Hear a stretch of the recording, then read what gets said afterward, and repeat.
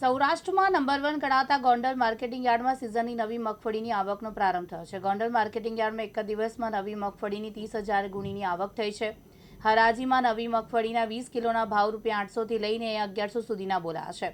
સૌરાષ્ટ્રના જૂનાગઢ, ગીર સોમનાથ, અમરેલી, જામનગર સહિતના પંથકમાં મગફળીની આવક મળી છે।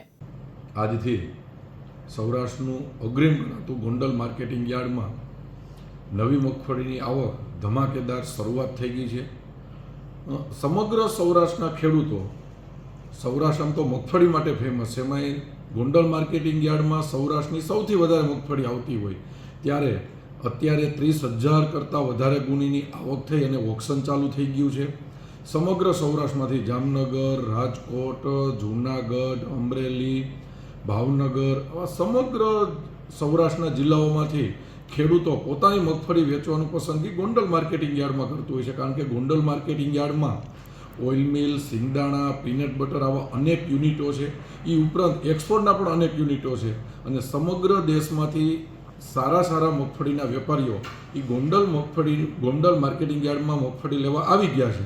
તો સમગ્ર ખેડૂત મિત્રોને વિનંતી કરું છું કે ગોંડલ માર્કેટિંગ યાર્ડ તમારું છે અને ગોંડલ માર્કેટિંગ યાર્ડમાં તમને વધારે ભાવ મળે એના માટે અમારા સતત પ્રયત્નો હોય છે। તો આવી રીતે આજથી ગોંડલ માર્કેટિંગ યાર્ડ મગફળીથી ઉભરાઈ ગયું છે। આશિષ પાટડિયા, દિવ્યાંગ ન્યૂઝ, ગોંડલ, રાજકોટ।